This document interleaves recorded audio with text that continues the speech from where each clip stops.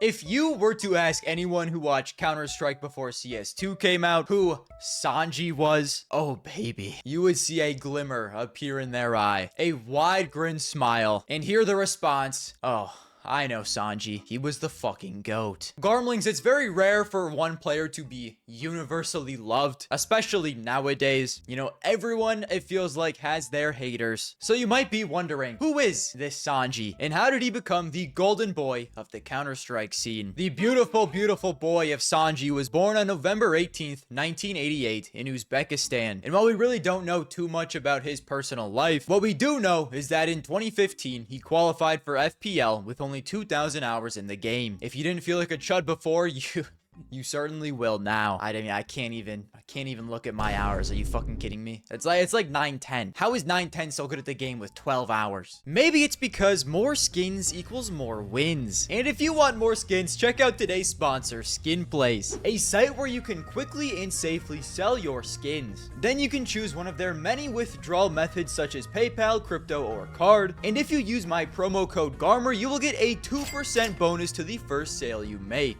You'll then get your money as soon as the trade protection for the skin is over. Or if you're looking for something new, they also have a huge market of skins that you can buy from. Along with this, Skin Place has a new event called the Egg Hunt, or rather, the hunt for the Butterfly Knife Gamma Doppler Phase 3 minimum wear. Or you can get Driver Gloves King Snake Factory New. You have a chance to take part in this giveaway until April 28th, and the way you participate is just by visiting the site daily, collecting coins, completing tasks, and joining the draw. Coins can also be exchanged for skins in the bonus store. Thank you to Skin Place for sponsoring, and back to the video. He continued to grind the game before playing in his first ever Liquipedia listed tournament in late 2016. It was the World Championships 2016 European qualifier, and in the opening rounds he'd be playing for Team Uzbekistan, of course. This was a World Cup type of tournament, and Sanji, who was known as Dead R during this, thank fuck he eventually changed his name, would have to play Turkey in his first game. This Turkish team included players like Paz, Calix, and Woxic, and while they pretty easily beat Uzbekistan 2-0. In this series, Sanji would drop a .81 rating. Then in 2018, Sanji would join his first semi-serious team, Cyman Gaming. They were a Kazakhstani esports organization founded in 2017, who later rebranded to K23 in 2020. The team's best result this year was a finals loss at Mid-TV Cyber Cup, a B-tier tournament where the team included Neelan, Flame, Seka, ARS, and of course Sanji. And despite not winning a lot in Team CS, Sanji would go on to start grinding more Faceit, and in early 2019, he was the winner of FPL 3 times. After this is when Sanji would finally get his big break. After winning FPL February 2019 Week 3, he'd be asked to stand in for a team known as a Vanguard. They had been grinding up the ranks of Tier 2, peaking at number 18 in the world at the start of 2019. This was after an incredibly impressive showing at the IEM Katowice 2019 Major, placing 9th to 11th and just missing out on the playoffs. In March, rifler for the team Kristen stepped down from the roster due to health issues, and Sanji would be his temporary replacement. His teammates on a Vanguard were Fitch, Buster, Kickert, and James, and while they would play 3 tournaments with Sanji, winning a B tier 1, and then in April it was announced that Sanji would be joining the team full-time, in part because the team liked him, and also because Kristen's comeback was ruled out for an undefined period of time. Then moving over to 2019, Sanji's time in a Vanguard would be a huge success. They'd continue to be one of the best tier 2 teams in the world, winning tournaments, making finals, and eventually it was time for the Star Ladder Berlin 2019 Major. A Vanguard would be placed into the Challenger stage due to their great placement in the last Major. Here they would fight their way to a 2-2 placement game,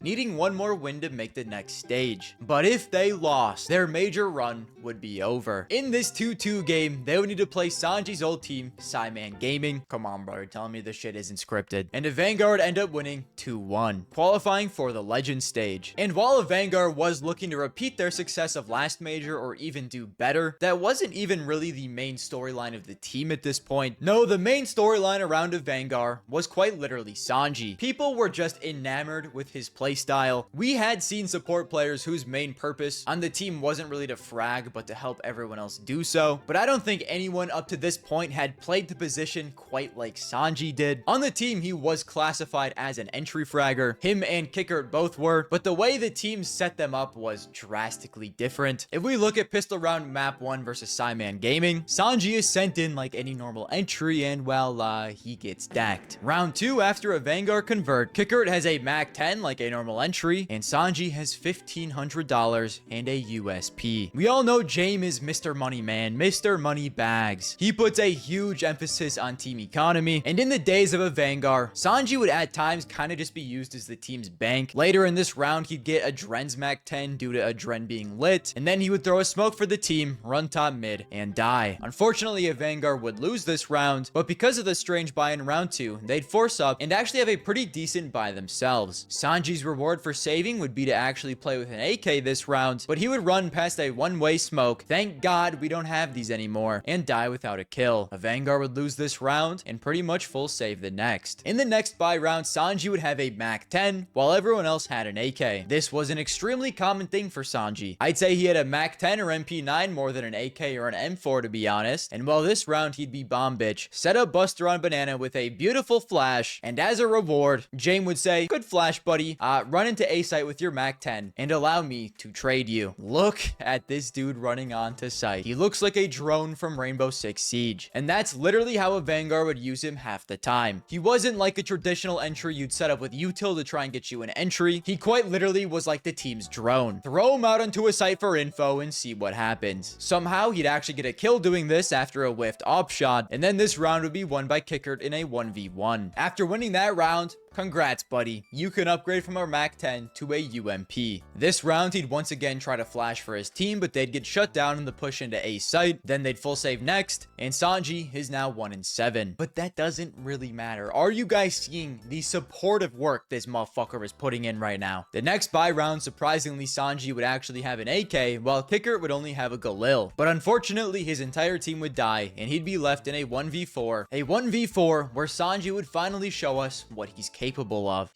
Spot. He can't really back off any more than this. He's got to stand his ground, and he will. He has an AK as well, and he makes it work pretty well. 12 HP. Sanji now in the arch position. Doesn't really know where the other players are. You can see Torx taking a forward position.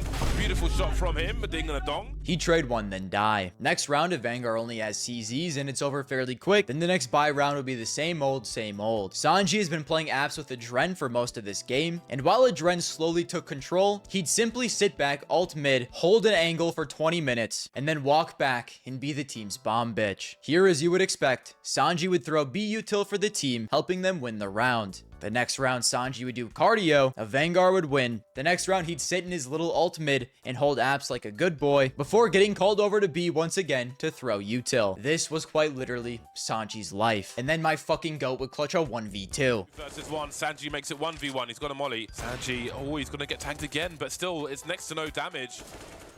Moving over to the CT side, on pistol, a Vanguard would fight 4 mid, with Sanji being the front man, of course, and of course, like my backyard on a Sunday, he would get mowed. Similar to his life on T side, his life on CT side was holding apps with his life. The first gun round for a Vanguard was a classic James type buy, and Sanji would be left alone on A. Thankfully, Cyman went to B site and got cooked, but of course, somehow, Sanji would still be the only casualty. Next round, everyone has a rifle, besides, of course, Sanji. This round, he would try and hold boiler/lane and get flattened. The next round, Sanji would do the same thing, but with an M4. And let me tell you what, fellas, this dude might literally be the GOAT of holding angles.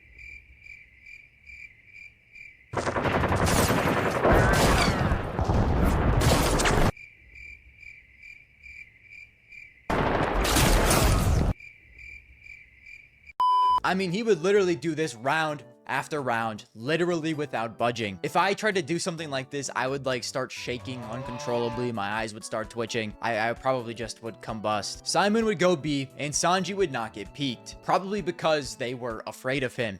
I sure would be. The next round, Sanji would get an almighty double kill, and that's when Simon made a big mistake. They let our boy get his hands on a Krieg. Next round, he get a 3-piece against pistols, and he actually switched up the angle he was holding. And well, after this, our boy was warmed bombed up. He'd kind of start frying them with the SG on the CT side, and the game would be ended 16-10, with the Vanguard kind of easily winning. Sanji would go 10-5 on the CT side, ending the map with a 1.05 rating. This is how our GOAT played the game. Hold an angle for 30 minutes, get sent in as an R6 drone when he entries, but when somebody else entries, he's the one throwing supporting util for them, always bomb bitch, always horrible gun, and he was the team's bank. This is kind of why people were enamored with him. It was an incredibly selfless style of playing the game. It was so selfless, it literally did not even look fun at all. And now I know what you might say. Don't most IGLs play in a style like this? I mean, yes, but due to Jame being an op IGL, it was Sanji kind of picking up all of the slack, and I think it was just so different for people to see a regular rifler doing all of this instead of a caller. Plus, I do feel like he was even more of like a supportive asset than most callers are. Like, he was doing a lot of what they would typically do and even more. I feel like, you know, pretty much everything besides the calling itself. He just stood out so much more than other support players because he was just truly put into every bitch role imaginable, and I mean, he did it with grace. He was a Sigma locked in the entire time. He really did not care. After the first stage, a Vanguard would go on to make the playoffs of this major and go on a generational run all the way to the finals, where they sadly lost in brutal fashion to Astralis. Due to a Vanguard's historic rise, they would end up getting signed by VP, but shortly after we'd be moved to the online era, and during this online era, VP struggled greatly. When VP first signed to Vanguard, they were ranked number 15 in the world, and in 2020, they dropped as low as number 38. During this time, the team would replace Buster with Yakinder, and they'd begin to rise again, winning Flashpoint Season 2 in DreamHack Open December to end 2020. Then to start 2021, they'd win CS Summit, which meant they had won 3 tournaments in a row and were now ranked number 6 in the world. Sanji was of course still doing Sanji things. His rating in 2019 with a Vanguard was a 0.97. In 2020 with VP, it was a 0.97. And to start 2021, it was a 0.96. But if you've been paying attention at all, you know the rating doesn't really tell the full story with Sanji. You really need to watch these games to see a lot of his impact. VP would continue to be an incredibly solid team through 2021, making finals of S-tier tournaments, winning A-tier tournaments, and just consistently being a top 10 team in the world. Then, right before the first major in 2 years, the first major since a Vanguard made the finals of Berlin, tragically, Sanji would be benched for Flit, and the people were not happy. Absolutely gutted for Sanji. Guy was probably delighted to make the major. Yeah, dude probably wanted to prove himself again where he made his name. Instead, he was robbed of the chance. I have no words to express how upset and frustrated I am right now. Commented by Sanji_best_support. I'm pretty sure they did him dirty, like only letting him know last minute, because I stalked Sanji's playtime, not surprised, and he is still playing CS in the last couple days. Fuck whichever VP management / team member did this. It's okay, Sanji, we love you. What the fuck? Sanji deserves to be playing the major. That's fucked up. That's a fucking dick move. I don't care who the org are or who the player is. Sanji qualified, he should be able to play. VP just became my least favorite team, and I hope they bomb the fuck out. Now, a part of the problem was everyone loved Sanji. He had been loved for years now at this point. But another one of the really big issues is this team made the change incredibly close to the major. Like, extremely close to this major happening. This move was officially announced on October 22nd, 2021, and the Stockholm major started on October 26th. 2021, 4 fucking days before the tournament. It doesn't sit right with me still. It doesn't sit right with a lot of people still. To do a move this close to the biggest tournament of the year and to a guy like Sanji, I mean, are we fucking serious? Jame did eventually go on to speak on this roster move, saying Sanji was not removed by the players but by the organization. They discussed their stagnation and the management decided to remove him. They had been considering Flit for a long time. He himself says that the results of the team are the most important to them, and they are ready to sacrifice themselves for the sake of the team. No one was weak for them, and Sanji performed his role well. It was just that the organization decided to remove him, and the team was not against it. The success of the team is more important to them. So it seems like this move was mostly pushed by the organization, but at the same time, the players weren't 100% opposed to it. And while this move was horrible scuff, the timing definitely could have been better. It turns out that in the long run, it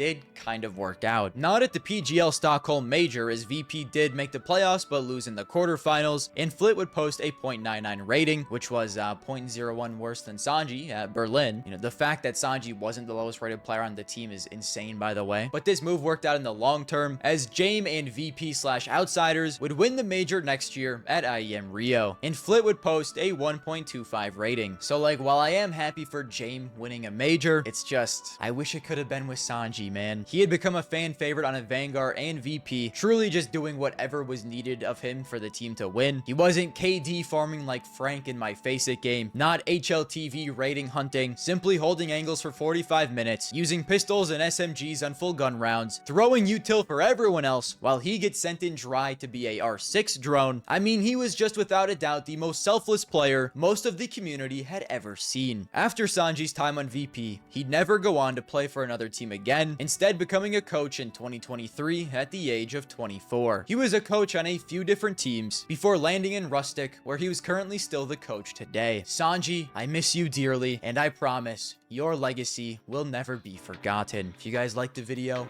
leave a like, subscribe if you want to subscribe, turn on notifications if you want to be notified, and hopefully by the next time I see you guys, Sanji is the coach on a major winning team.